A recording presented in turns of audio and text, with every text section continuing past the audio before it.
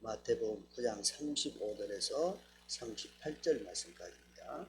신약성경 마태복음 9장 35절에서 38절 말씀. 마태복음 9장 35절에서 38절 말씀, 우리 한 목소리로 같이 합독하시겠습니다. 예수께서 모든 도시와 마을에 두루 다니사 그들의 회당에서 가르치시며 천국 복음을 전파하시며 모든 병과 모든 약한 것을 고치시니라. 무리를 보시고 불쌍히 여기시니 이는 그들이 목자 없는 양과 같이 고생하며 기진합니다. 이에 제자들에게 이르시되 추수할 것은 많되 일꾼이 적으니 그러므로 추수하는 주인에게 청하여 추수할 일꾼들을 보내주소서 하라 하시니라. 아멘. 기도하고 은혜 나누는 시간 갖겠습니다. 거룩하신 아버지 하나님, 은혜를 감사합니다. 오늘도 금요 기도회로 저희들을 불러주시고 이 시간 동안에 또 말씀으로 은혜 나눌 수 있는 귀한 시간 주신 것을 감사합니다. 말씀을 저희들에게 주실 때마다 말씀 속에 들어있는 귀한 하나님의 메시지를 깨달을 수 있게 하여 주시고 그러한 영적 귀와 영적 눈을 열어주셔서 우리의 생활이 날로 성화되어가는 삶이 되도록 역사하여 주옵소서. 우리의 영의 눈을 뜨게 해주셔서 시대를 분별할 줄 아는 영적 생활을 할 수 있게 하여 주시고 우리의 눈을 통하여 죽어가는 생명들을 구원할 수 있는 불쌍히 여기는 마음 주셔서 복음을 더 열심히 전할 수 있도록 역사하여 주옵소서. 주님이 우리에게 모범을 보여주신 대로 가르쳐 주신 대로 따라갈 수 있게 하여 주시고 순종하는 우리 성도님들 다 되도록 역사하여 주옵소서. 기도할 것을 기도할 수 있게 하여 주시고 우리에게 잘못된 것이 있으면 죄를 회개할 수 있는 용기도 허락해 주셔서 늘 주님 앞에 아름답고 복된 성도들로 다 살아갈 수 있도록 저희들을 인도하여 주옵소서. 예수님의 이름으로 기도 올려옵나이다. 아멘. 오늘은 추수할 일꾼이라는 제목으로 피차 은혜를 나누려고 합니다. 오늘 본문 말씀은 갈릴리 2차 사역, 예수님이 갈릴리 1차 사역을 끝내시고 이제 전환하여 2차 사역에 들어가는 그러한 내용의 말씀입니다. 갈릴리 2차 사역은 시작하면서 오늘 본문 말씀 35절에 있는 말씀과 4장 23절에 있는 말씀과 거의 내용이 비슷합니다. 그 내용이 예수님께서 공생애를 맨 처음 시작하면서 세 가지 일을 하셨죠. 말씀을 가르치시고 복음을 전하시고 그다음에 고치시고 병자를 고쳐주시고 세 가지 일을 하셨는데 갈릴리 2차 사역을 시작하면서도 똑같이 세 가지 일을 가지고 시작하면서 사역을 하십니다. 예수님께서 갈릴리 사역을 하실 때 한 번 간 곳은 반복해서 가지 않았던 것이 아니고 예수님을 배척하지 않은 그곳은 언제든지 두 번, 세 번 반복해서 갔습니다. 반복해서 가면서 말씀을 전하고 복음을 전했던 것입니다. 정말로 예수님, 물론 예수님께서 이제 그때 30대 초반 젊은 나이니까 열정을 가지고 하셨겠지만은 정말로 그 예수님의 정열 열정은 사람의 어떤 인간의 노력이나 의지력을 가지고는 할 수 없는 그런 정도의 열정을 가지셨습니다. 잠 안 주무시죠? 새벽마다 기도하셨죠? 군중들이 찾아보는 오는 사람마다 마다하지 않고 다 병을 고쳐주셨죠? 쉴 시간이 어디 있겠습니까?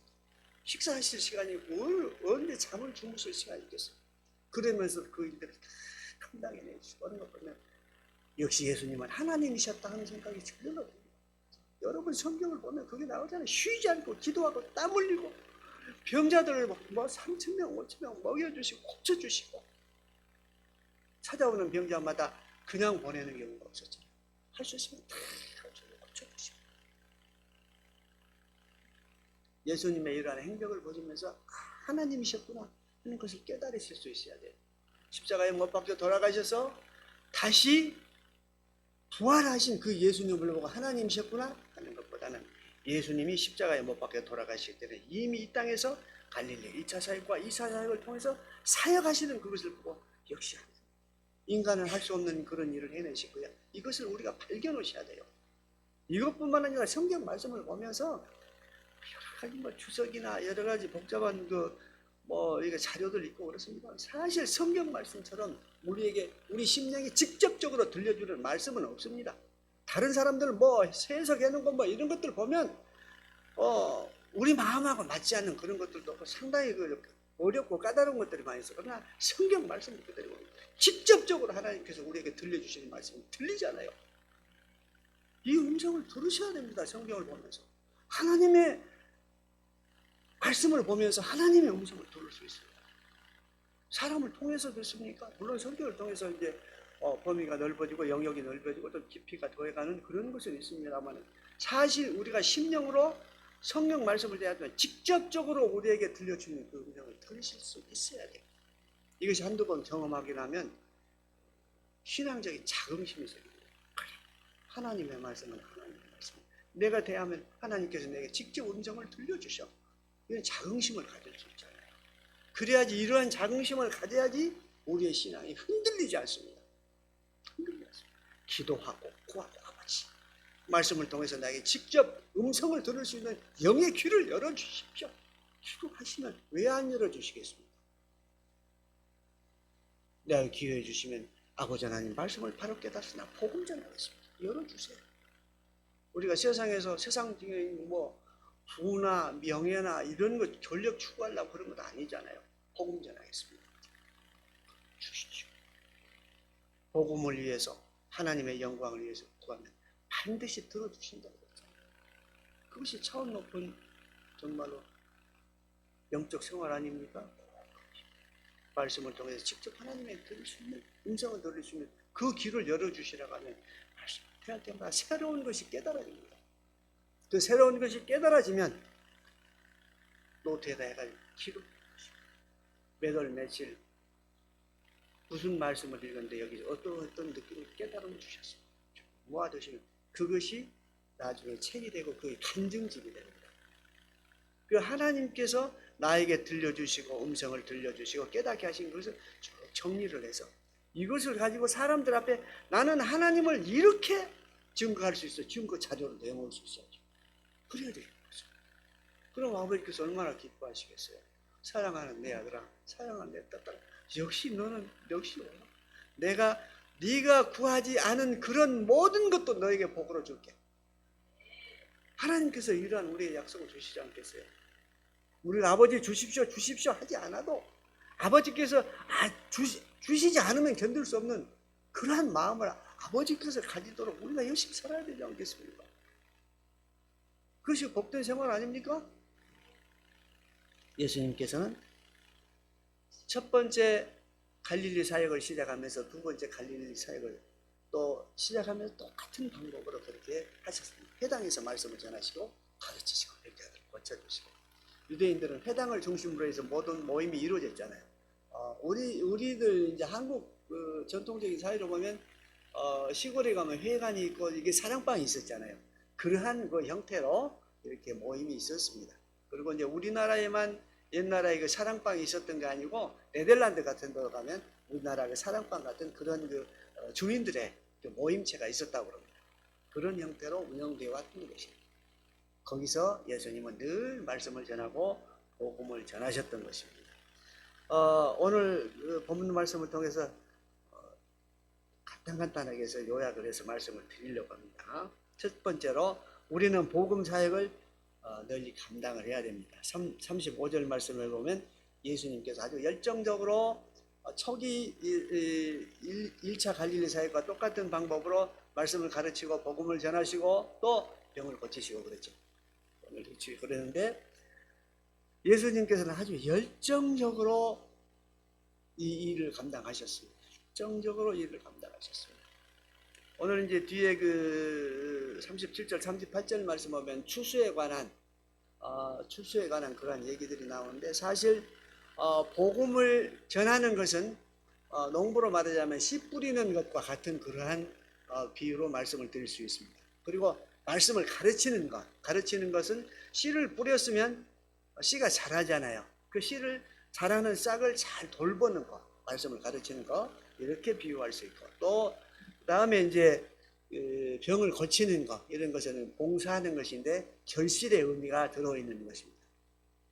그렇기 때문에 복음을 전하는 것은 씨 뿌리는 것과 같은 그 비유로 할 수 있고, 말씀을 가르치는 것은 자라난 싹을 잘 돌보는 것이고, 또 병을 고치고 봉사하는 이러한 것들은 결실에 대한 그런 의미가 들어있는 것입니다. 사실 우리가 씨를 뿌릴 때 딱딱한 땅이 있고 이렇게 잡초가 많은 땅이 있으면 그걸 다 제거하고 씨를 뿌려서 씨가 잘 발화할 수 있도록 적당히 좋은 토양으로, 부드러운 토양으로 만들어서 거기다 씨를 뿌리죠. 그것과 똑같습니다. 병을 고쳐주고 육신의 병을 고쳐주고 하는 것들은 복음의 씨가 잘 떨어져서 복음의 씨가 발화할 수 있도록, 싹이 날 수 있도록 그 신앙 환경을 만들어주는 것과 똑같습니다. 예수님께를 찾아오는 많은 병자들, 또 많은 환자들을 향해서 먼저 복음을 전하시고 말씀을 가르치고 그런 다음에 순서적으로 병을 고쳐주셨던 게 아니고, 병을 먼저 고쳐주신 다음에 그 다음에 복음을 전하시고 말씀을 가르치셨습니다. 왜냐하면 예수님께서 육신의 몸을 입고 이 땅에 오셨기 때문에 육신의 질병이나 이런 것들을 누구보다도 그 아픔을 잘 하셨어요. 그래서 정말로 육신의 그 아픔의 고통을, 그 병의 고통에서 벗어날 수 있도록 육신을 먼저 치료해 주셨던 것입니다. 그리고 복음을 전해주셨던 것입니다. 그래서 복음이 능력 있게 전해질 수 있었던 거예요. 우리의 여러 가지 육신적인 문제나 세상적인 문제 주님께서 외면하시지 않습니다. 예수님은 누구예요? 우리의 목자이시지 않습니까? 양들의 어려움과 형편을 너무나도 잘 아십니다. 너무나도 잘 아십니다. 그래서 하나하나 다 살피시고 그 어려움이 무엇인가, 그 어려움을 다 아시고 먼저 해결해 주십니다. 왜냐하면 유대인들은 그 목축업이 주업이잖아요. 그러니까 양은 어떻게 보면 재산적인 가치도 있지만은 그 삶의 근원이 되는, 힘이 되는 그러한 도구들입니다. 가축들입니다. 그렇기 때문에 항상 양이 어디가 아픈지 어쩐지 이런 것을 살핀다고 그래요. 굉장히 관심 있게 살핀다고 그럽니다. 우리 예수님은 예수님의 양이잖아요. 우리가 말하지 않는 것까지도 잘 아시고 더 잘 아시고 살피고 계십니다. 정말로 우리가 주님께 마음을 온전히 향하기만 하면은 모든 것을 고쳐주시고 우리가 구하지 않아도 그 모든 것들이 정상적인 그런 상태가 되도록 회복시켜 주시는 그런 주님이십니다. 그래서 예수님께서는 항상 열정적으로 정열을 가지고 복음을 전하셨습니다. 예수님의 그 정열은 우리가 배워야 됩니다. 2050년도가 되면 한국이 세계의 4대 강국에 들어갈 수 있다고 그렇게 얘기들을 많이 들어보셨죠? 그것은 세계 많은 서각들이, 미래를 바라보는 서각들이 그렇게 얘기를 한다고 그러는데, 그 여러 가지 한국 사람들이 가진 장점들이 많이 있는데 그 중에 두 가지만 말씀을 드리면, 하나는 정열이랍니다. 한국 사람들의 정열. 무슨 일을 한번 시작을 하면 그냥 생명을 걸고 해버려요. 그러니까 다른 민족들이 이룰 수 없는 일들을 해내는 거예요. 중동 가서 일하는 거 봐보세요. 큰 도로, 큰 항만은 다 우리가 다 하잖아요. 그런 것들. 그 정열. 그 다음에 하나는 모르겠어요. 한번 맞춰보세요.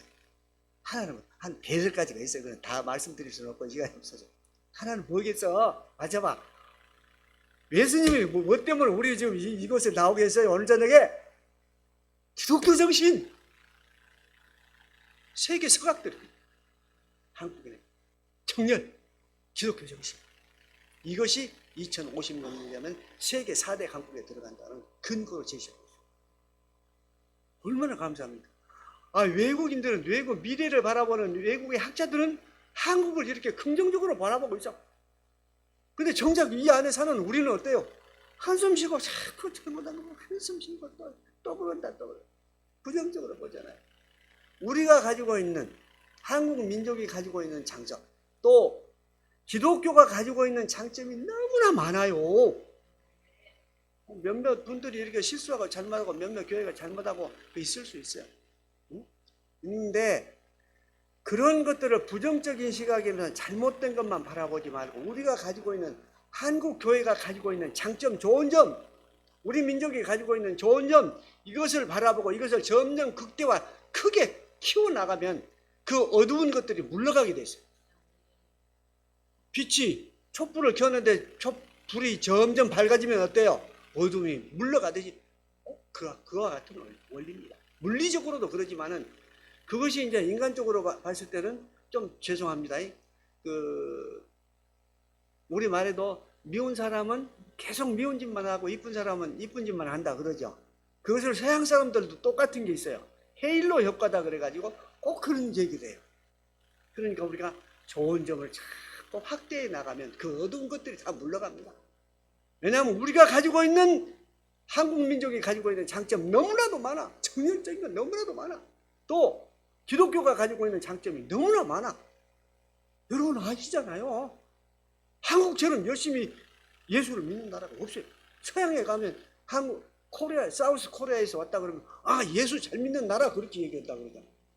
우리의 이마에가 딱 닉네임이 그렇게 붙어 있어요.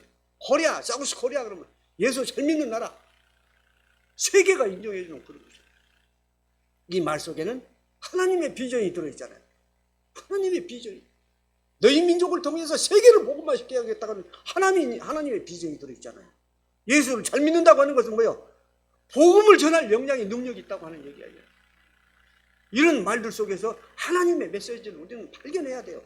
이것이 말하자면 긍정적인 사람이에요. 하나님을 바라보고.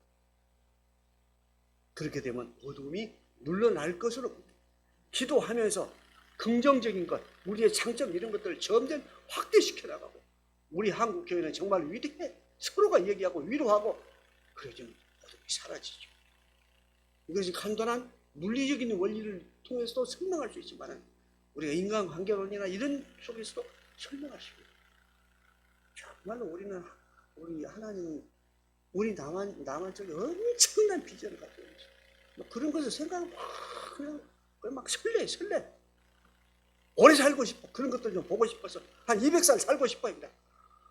그런 거 좀 보고 싶어서. 그 안에 주님이 오시면 이제 가야 되겠지만. 그런 성적 기대감이 있잖아요. 아버지께서 분명히 이루어주시고. 그러니까 부정적인 거, 잘못된 거 이런 거 보지 마시고 기도할 제목으로 삼고 좋은 점 항상 얘기하고 좋은 점 얘기해. 그러면 주변이 밝아지고 주변이 어두운 마음을 가졌던 사람이 나를 통해서 그런 얘기를 듣고도 밝아지고 점점 이런 역할이 되고 있어요. 죄송합니다. 잘못하니 해도 어떻게 이제 우리가 그런 얘기를 안 하려고 그럽니다. 잘못해도 요즘에는 보면 가끔 한 사람씩 꼭 국가에서 필요한 사람, 정말로 아까운 인재들 있잖아요. 그런 분들 한 사람씩 이렇게 체크에다 쓰시는 것 같더라고요. 조금은 다행이다. 그런 생각을, 위안을 제가 갖습니다. 기도해 주시고 정말로 국가를 위해서 헌신적으로 일할 수 있는 그런 분들이 많이 일할 수 있도록 그렇게 해 주십시오. 기도하십시오. 대통령을 위해서 기도하고 제 양반 하나 꺾어줘서 예수 믿어버리면 얼마나 좋아요. 그거 기도해야지. 미워만 하지 말고. 그러잖아요. 그렇게 하면 점점 이 나라는 밝아지고 2050년도가 하면 우리 자녀 손들이 그들 사는 시대가 하면 세계에서 그냥 큰소리를 치며 살아갈 수 있는 그런 나라가 될 줄 믿습니다. 예수님이 우리에게 이런 정렬을 가르쳐 주셨어요. 본받고 그런 방향으로 가야 되지 않겠어요? 시편 126편 5절 말씀에도 보면 눈물을 흘리며 씨를 뿌리는 자는 어떻게 거둔다고요? 기쁨으로 거두리로다. 기쁨으로 거두리로다. 우리가 기도에 씨를 뿌려야 되지 않겠어요? 눈물 흘리며 기도에 씨를 뿌려야 되지 않겠어요? 어두운 것들, 어두운 세력들, 사탄의 세력들이 이 나라와 한국교회에서 다 물러가게 예수 그리스도 이름으로 선포하고 나가면 하나님께서 그 기도를 들어주실 거예요. 이미 세계 많은 성악들을 통해서 미래의 한국을 보여주시잖아요. 그게 어떻게 사람의 말입니까? 한두 사람이 얘기하는 것인데, 하는 것이 아닌데 하나님께서 그들을 통해서 우리에게 메시지를 주신단 말이에요. 받아들이고 기도하고 또 객관성 있게 우리가 보면 되잖아요. 세계에서 제일 IQ가 높은 나라가 어디입니까? 머리가 제일 좋은 나라, 민족. 한국 IQ가 102, 이스라엘은 98. 이스라엘 두 자리밖에 안 돼. 우리는 세 자리. 이렇게 축복을 해주셨어요. 이런 속에는 다 하나님의 비전이 들어있고 메시지가 들어있다는 말이에요. 좋은 것을 보면 그 속에 반드시 좋은 하나님이 가지고 계시는 메시지와 생각이 있어요. 그러니까 항상 이걸 긍정적으로 생각하고 나아가면 하나님께서 이루어주십니다. 두 번째로 예수님의 눈은 목자의 눈입니다. 항상 양들이 어디가 아픈지 문제가 있는지 이런 것을 살피고 계셔. 그래가지고 있으면 항상 말하기 전에 고쳐주시고 말하기 전에 고쳐주시고. 요한복음 10장 11절 말씀에 보면 나는 선한 목자라 선한 목자는 양들을 위하여 목숨을 봅니다. 예수님 우리의 선한 목자잖아요. 선한 목자. 또 예수님 우리를 누구라 그러셨어요? 선한 목자일 뿐만 아니라 우리를 친구 삼아 주셨잖아요. 우리는 예수님의 친구예요. 친구. 또 예수님께서는 우리의 누구 돼요? 보혜사. 보혜사 성령님을 통해서 우리를 늘 지켜주시고 늘 변호해 주시고 그러시잖아요.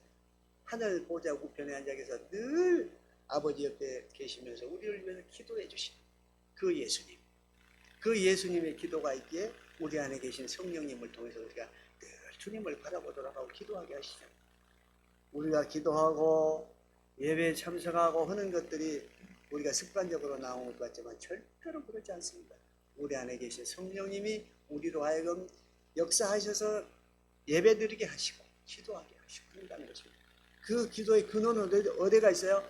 하늘 보좌 우편에 계시는 예수님께서 날마다 우리를 위해서 기도하시기 때문에 중보기도를 하시기 때문에 그 기도에 힘입어 우리 안에 계신 성령님이 우리로 하여금 주님의 말씀을 듣고 예배드리게 하시고 기도하게 하시는 것입니다. 그래서 항상 우리는 겸손할 수밖에 없어요. 내가 하는 모든 것들이 나에게서 이루어지는 모든 것들이 내 힘으로 능력으로 되는 것이 아니고 아버지께서 도우셔서 됐구나. 성령님을 통해서 도우셔서 됐구나. 이런 겸손함이 있을 때 그 가운데 거룩한 믿음의 사람으로 덧입혀질 것입니다. 그 다음에 이제 37절 말씀에 보면 구원이 예정된 사람들이 아직 많이 있다 하는 것입니다. 추수할 것이 많다 하는 것은 구원을 받을 사람이 아직 많이 있다 하는 것입니다. 추수할 것 하는 것은 구원받을 사람 것으로 이렇게 이제 표현이 되는데 그렇게 우리가 해석을 하면 정확합니다. 종말의 때에는 구원받을 자가 많다고 하는 것이 고린도후서 6장 2절 말씀에도 나와 있고 하나님의 구속사, 하나님께서 인간을 구원하시고자 하는 구속사, 그 구원의 섭리라고도 이렇게 바꾸어 말할 수가 있는데 구속사는 종말의 때까지 계속 진행이 된답니다. 예수님께서 재림하는 그 순간까지도 계속이 진행. 호세아서도 그런 말씀이죠. 하나님께서 이스라엘 백성을 징벌을 하려고 하셨다가도 결정을 하셨다가도 그 뒤에라도 회개하면 하나님께서 돌이키신대요. 하나님의 기본 본뜻은 모든 사람이 다 구원한다. 악인이라도 그 길에서 돌아서서 회개하고 돌아서서 구원받는 것. 이것이 하나님의 뜻이라고 합니다. 이것이 하나님의 구속의 은혜고 구속의 사랑입니다. 죄인을 하나도 벌하지 않고 죄인들까지도 다 구원해 주시려고 하는 하나님의 그 사랑. 이것이 하나님의 구속적인 사랑입니다. 그래서 우리가 뭐 행위가 좋아서가 아니고 무조건 구원해 주시기 때문에 그것을 무조건적인 은혜라 그러잖아요. 무조건 우리의 구원은 무조건적인 은혜. 이러한 하나님의 사랑이 천지창조를 하시면서 종말의 때까지 계속적으로 이어오신다. 어떠한 죄인인데 회개만 하고 돌아가면 구원받으실 거다. 그 문을 열어두셨다고. 과거의 구약시대 때는 제사를 통해서 일본에 한번 속죄 제사를 통해서 죄 용서를 받고 구원해 주셨는데 지금은 어때요? 예수님 오신 뒤에는 언제든지 주님 앞에 직접 나가서 고속도로가 확 뚫렸어. 문이 없는 도로. 언제든지 갈 수 있는 도로. 그걸 뚫려서 주님을 만날 수 있고 예수님 하나님을 만날 수 있고 정말로 내가 어떤 죄를 지었을지라 정직하게 솔직하게 고백하고 전부 용서해 주는 그 하나님, 그 사랑의 하나님으로, 용서의 하나님으로 예수님이 십자가에 못 박혀 돌아가신다면 우리에게 다가오시잖아요. 그 길을 열어주셨잖아요. 그래서 하나님은 끝까지 죄 용서하는 자를 용서해 주시고 구원해 주신다는 것입니다. 베드로후서 3장 9절 말씀에 보면 주의 약속은 어떤 이들이 더디다고 생각하는 것까지 더딘 것이 아니요 오직 주께서는 너희를 대하여 오래 참으사 아무도 멸망하지 아니하고 다 회개하기에 이르기를 원하시느니라, 이렇게 말씀하셨고, 또 마태복음 24장 14절 말씀, 아직도 구원받을 사람이 많이 남아있다고 하는 그런 얘기를 이렇게 표현하고 있어요. 이 천국 복음이 모든 민족에게 증언되기 위하여 온 세상에 전파되리니 그리야 끝이 오리라. 세상 모든 곳에 미전도 종족이 없도록 복음이 전도된 다음, 전파된 다음에 그 다음에 예수님이 오신답니다. 그 다음에 네 번째로는 성도는 일꾼이 되어야 한다 하는 것입니다. 38절 말씀에 이렇게 말씀하고 있습니다. 성도는 일꾼이 된다. 참된 복음사역자는 하나님이 세우십니다. 진정한 복음사역자 하나님이 세우십니다. 하나님의 권능으로 인치심을 기름 부어서 세우십니다. 38절 말씀에 보면 추수할 일꾼들을 보내주소서 이런 말씀이 있는데, 이 말 속에는 너희가 스스로 일꾼이 되라 하는 그러한 의미도 있고, 일꾼들을 양육하라, 양성하라 하는 그런 의미도 있다고 합니다. 내 자신도 일꾼이 될 뿐만 아니라 일꾼이 될 사람, 그러니까 다음 세대죠, 일꾼이 될 사람을 양성해라 하는 두 가지 의미가 들어있다고 합니다. 그러니까 내가 일 잘하고 끝난 것이 아니고 내 일을 이어받을 수 있는 그 사람을 양성해라 하는 것입니다. 보편적으로 직장에서도 그런다 그러잖아요. 그 사람이 물러났을 때 그 자리에 자기 일을 할 수 있는 사람을 한 사람 양육을 하시면 그 사람은 아주 직장 생활을 잘한 것입니다. 잘한 것이랍니다. 그리고 두 사람을 양성을 했으면 아주 잘한 것이고, 세 사람을 양성을 했으면 그 회사에서 영원히 존속할 수 있는 사람이 된답니다. 옛날에 말도 있잖아요. 국가에서 충신이 한 사람 있으면 국가가 이렇게 무너지질 않고, 또 두 사람이 있으면 국가가 태평하고, 세 사람이 있으면 다른 나라를 뺏어온다. 충성된 마음. 이 충성된 마음을 가진 사람은 자기만 충성한 게 아니고 또 자기와 같은 동등한 위치에서 동등한 능력을 가진 사람을 양육한다 하는 것입니다. 전에도 한번 말씀드렸는지 모르겠습니다만, 어떤 교회에서 권사님들이 이제 은퇴를 해야 되잖아요. 저희 교단은 은퇴 나이가 없으니까 괜찮습니다만, 은퇴를 하려고 그러는데 목사님이 1년간을 더 하시라 그러다, 1년간을 더 하시라 그래서 안 한다고, 70이 넘었으니까 안 한다고 이제 그렇게 뺐대요. 한번 어떤 분이 전화로 그걸 물어봐. 그래서 그래요.